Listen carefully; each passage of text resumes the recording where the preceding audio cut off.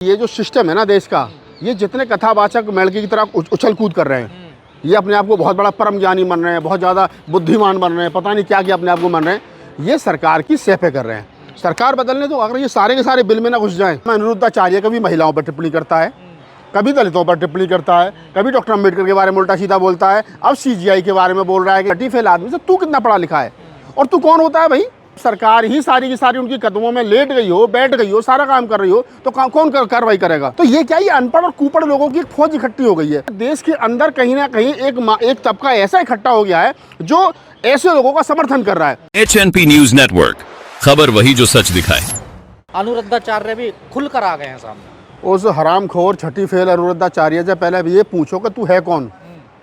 ये आचार्य, विचार्य, जगत गुरु, शंकराचार्य जितने अनपढ़ और कुपढ़ घूम रहे हैं, इनसे पहले ये पूछो कि तुम कौन हो। इसकी औकात है, इसकी औकात है जो ये कह रहा है कि अब सीना फाड़ देंगे, कुर्सी छोड़ दो, सब काम भगवान ही करेंगे, तो तुम क्या करोगे। अबे हरामखोरो, तुम ही तो कहते हो कि क्या नाम है, भगवान करता है सब कुछ, आदमी से तो करवाता है, तो फिर क्यों पेट में दर्द हो रहा है।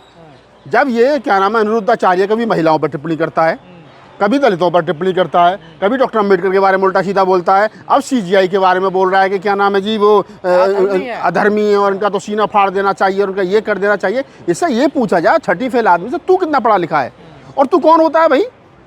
जो आदमी इस देश के अंदर संविधान के अकॉर्डिंग, जो आदमी कई सौ मुकदमों का हिस्सा रहा हो, जो आदमी कई सौ क्या नाम है न्यायिक पालिकाओं का वो हिस्सा रहा हो, उस आदमी के बारे में इस प्रकार की टीका टिप्पणी करने वाला ये कौन है भैया, पूछा जाए जरा। तो ये क्या, ये अनपढ़ और कुपढ़ लोगों की एक फौज इकट्ठी हो गई है। ये ना संविधान को मानते हैं, ना संविधान पर काम करने वाले लोगों को मानते हैं, ना अदालत को मानते हैं। इनको लगता है कि तुम सर्वे सर्वा हो गए हो। ये कह रहे हैं ना हमारी भावनाओं को ठेस पहुंचाया। अरे तुम्हारी भावनाओं को ठेका ले रखा है हमने। ये संविधान बड़ा, तुम्हारी भावना बड़ी है। तुम्हारी भावनाएं बड़ी हैं, संविधान बड़ा है, या न्यायपालिका बड़ी है, सुप्रीम कोर्ट बड़ा है, या तुम्हारी भावनाएं बड़ी। तुम्हारी भावना को ठेका थोड़ी ले रखा है। जब भगवान ही सब कुछ करता हो तो भगवान पे करवाओ ना, क्या दिक्कत आ रही है।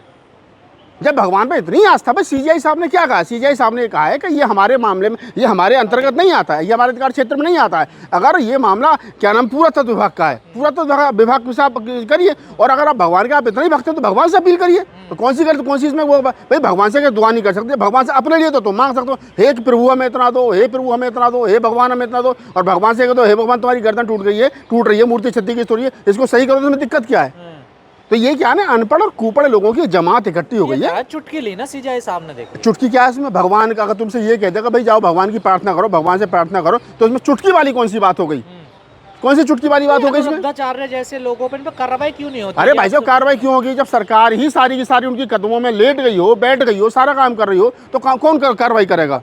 आप बताओ ना, सीजीआई न्यायपालिका सुप्रीम कोर्ट का चीफ जस्टिस ऑफ इंडिया, कितना बड़ा पद है भाई। राष्ट्रपति के बाद मतलब न्यायपालिका का प्रथम व्यक्ति पूरे देश का। और उस व्यक्ति के बाद में अनपढ़ और कुपढ़ आदमी इस प्रकार की भाषा का इस्तेमाल कर रहा है, कथावाचक, जिसके ऊपर क्या नाम है कई जगह मुकदमे हो रहे हैं। अब जमीन हड़पने का मुकदमा हमने पिछले दिनों एक वीडियो चलाया था। तो ऐसे आदमी को बोलने के बाद में भी कोई आदमी नहीं उसके ऊपर ना तो FIR करा रहा है, ना कोई उसके खिलाफ कोई बोल रहा है। तो ये क्या है कि देश के अंदर कहीं ना कहीं एक तबका ऐसा इकट्ठा हो गया है जो ऐसे लोगों का समर्थन कर रहा है। और हम पुरजोर तरीके से कह रहे हैं कि सीजीआई साहब के साथ खड़े हैं और खड़े रहेंगे। क्यों? क्योंकि संविधान के दायरे में सीजीआई साहब की टिप्पणी है और वो किसी भी आदमी का अधिकार है। यही वो बाबा कथावाचक जिसने पहले महिलाओं को लेकर शब्द बोले थे। मैं बता रहा हूँ ना कि ये वही बाबा अनिरुद्धाचार्य जिसने महिलाओं को अपमानित किया था। देश की आधी आबादी महिला किसी भी समाज की आती हो, देश की आधी आबादी महिलाओं को सरेआम मंच लगा करके गाली दे रहे हो, उनको चरित्रहीन बता रहे हो,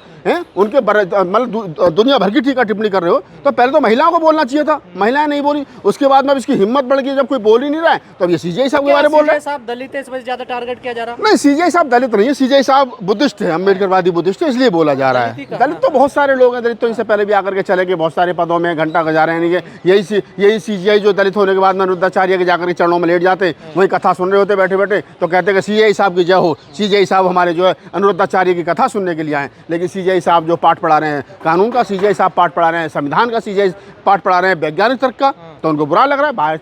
भारतीय संविधान का आर्टिकल 51 क्या कहता है कि स्टेट की जिम्मेदारी है वो व्यक्ति लोगों में क्या नाम है वैज्ञानिक चेतना पैदा करे। जैसे आपने कहा वो बौद्धिस्ट है सीजेआई, यही तो कहा जा रहा है, यही तो आरोप लग रहा है कि वो बौद्धिस्ट है इसलिए मजाक बना रहे हैं। अरे मजाक क्या बना रहे हैं भाई? अगर तुमसे ये कह दिया कि जाओ भगवान से, तुम भगवान के कट्टर भक्त हो तो भगवान से प्रार्थना करो, तो उसमें मजाक वाली कौन सी बात हो गई? अगर तुमसे ये कहा जाए तुम इस्लाम को मानते हो क्या, तो जाओ नमाज पढ़ो।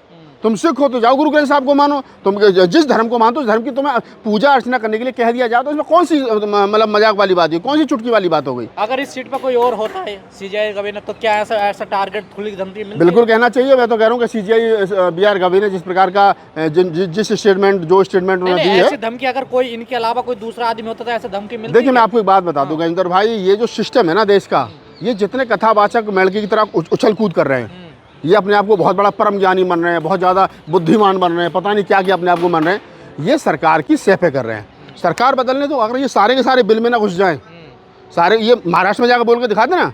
महाराष्ट्र में एक दिन गया था बागेश्वर धाम, अगले दिन भैया वो कानून है ना पाखंड के खिलाफ, पूरे देश के अंदर वो कानून बनाना चाहिए। अंधविश्वास और पाखंड फैलाने वाले लोगों के खिलाफ सख्त कानूनी कार्रवाई होनी चाहिए, और इस प्रकार की भाषा जो सीजीआई साहब के खिलाफ इसने इस्तेमाल की, इस पर कानूनी कार्रवाई होनी चाहिए, मुकदमा होना चाहिए। एक बाबा आरक्षण खत्म करने की बात कर मैं वही तो कह रहा हूँ, कोई आरक्षण खत्म करने की बात कर रहा है, कोई जो है वो क्या नाम है सीजीआई साहब को गलत बता रहा है, कोई कुछ कह रहा है, कोई कुछ कह रहा है। तो ये सारे बाबा जो हैं सरकार के इशारे पर उछल कूद कर रहे हैं और कुछ नहीं है। तो क्या आरक्षण को लेकर जो उन्होंने कहा गृह युद्ध होगा, तो किससे गृह युद्ध करवाना चाह रहे हैं वो? तो अगर उनको लग रहा है कि आरक्षण की वजह से गृह युद्ध होगा, तो पहले तो जो स्टेटमेंट क्या नाम है रामभद्राचार्य ने दी थी, मैं रामभद्राचार्य से पूछ रहा हूँ कि भाई तुम जो आंखों से अंधे हो, हिंदू धर्म के अनुसार, अगर तुम चलो सनातन भी मान लो, सनातनी परंपरा के अनुसार कोई भी क्या नाम है दिव्यांग व्यक्ति, कोई भी दिव्यांग व्यक्ति धर्मशास्त्र का अध्ययन नहीं कर सकता, वो धर्मगुरु नहीं हो सकता। तो जब तुम्हारे धर्म ग्रंथ ही ये कह रहे हैं कि तुम धर्मगुरु बन ही नहीं सकते हो, तो तुम किस आधार पर जगत गुरु बने हुए हो? पहले तो सवाल यही खड़ा हो जाता है। तो तुम जगत गुरु किसने बना दिए? जगत गुरु की कौन सी डिग्री थी, कहाँ इसका एग्जाम हुआ था, कहाँ से कौन सा क्या नाम है कंपटीशन पास किया था तुमने जो जगत गुरु बने? अरे कुछ नहीं है भाई, हम कह रहे हैं ये ढोल पाखंड सब इन लोगों ने इकट्ठा कर रखा है। ब्राह्मण जाति में पैदा होने के बाद में अपने आप को कोई थोड़े चार्ज दिखाते। सीजीआई साहब को एक्शन लेना चाहिए इस पर कुछ ना कुछ। सीजीआई साहब क्या एक्शन लेंगे? उनको पता है ऐसे लोग बोल रहे हैं, बोलते रहेंगे, उससे कुछ होना हाना है नहीं, तो क्यों खामोगा और हवा दिया? पार कर रहे हैं ना ये नहीं, लिमिट पार तो जब भी हुई थी, जब वो महाराष्ट्र के दौरे पर गए थे और जब वहाँ पर पहले प्रोटोकॉल नहीं मिला, जब उन्होंने हड़काया तो तब फिर सारे भागे भागे आए थे नाक के बल रगड़ते हुए। तो ऐसा नहीं है कि सीजीआई साहब नहीं, सीजीआई साहब को पता है इस देश के अंदर ब्राह्मण होना और दलित होना दोनों में कितना फर्क है। ब्राह्मण पैदा होते ही पूज्य हो जाता है और दलित सीजीआई होने के बावजूद पूज्य नहीं। छोटी छोटी बातों पर एफआईआर हो जाती है ना देश में, देखिए। हाँ तो मैं कह रहा हूँ ना, अगर ब्राह्मण के सामने आप गुस्ताखी करके दिखाओ तो भावनाएं हाथ हो जाएंगी, आपके ऊपर हो जाएगी एफआईआर। लेकिन आप दलित के खिलाफ बोले तो कोई बात नहीं, दलित ही तो है। समाज कहाँ पर सोया हुआ है? कौन सा बहुजन समाज है? बहुजन समाज तो हुक्मरान बनने के चक्कर में लगा हुआ, अपने मान सम्मान की जरूरत कहाँ है उसको?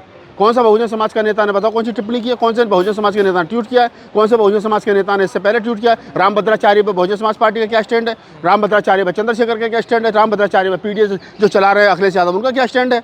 रामभद्राचार्य बताओ सारे बहुजन नेताओं का क्या स्टैंड है? रामभद्राचार्य पर भी हम लोग बोले, रतनलाल बोले, क्या नाम है अनुरुद्धाचार्य पर भी हम ही लोग बोले, और क्या नाम है हुक्मरान बनेंगे ये, एमपी एमएलए बनेंगे, मिनिस्टर बनेंगे, सांसद विधायक बनेंगे ये। तो आप भी तो पार्टी में पहुंच गए हैं। नहीं, हम कौन सी पार्टी में पहुंच गए? हम तो किसी पार्टी में, हम तो ही खड़े नाम ले रहे हैं, अब तो वो तो हो गए, अब वो भी नहीं देखिए मैं क्या कह रहा हूँ, मैं ये कह रहा हूँ, मैं वो कह ही नहीं रहा, मैं दूसरी बात कह रहा हूँ। मैं ये कह रहा हूँ कि जो राजनीतिक बहुजन समाज की राजनीतिक पार्टियां, उनकी जिम्मेदारी बनती है बाबा साहब के सामने गुस्ताखी में, और जो पार्टी ये कहती है कि हमारा तो भारतीय संविधान ही जो है मैनिफेस्टो है, तो उनको भारतीय संविधान की लड़ाई भी लड़नी चाहिए, वो बर्बाद हो रहा है। धन्यवाद।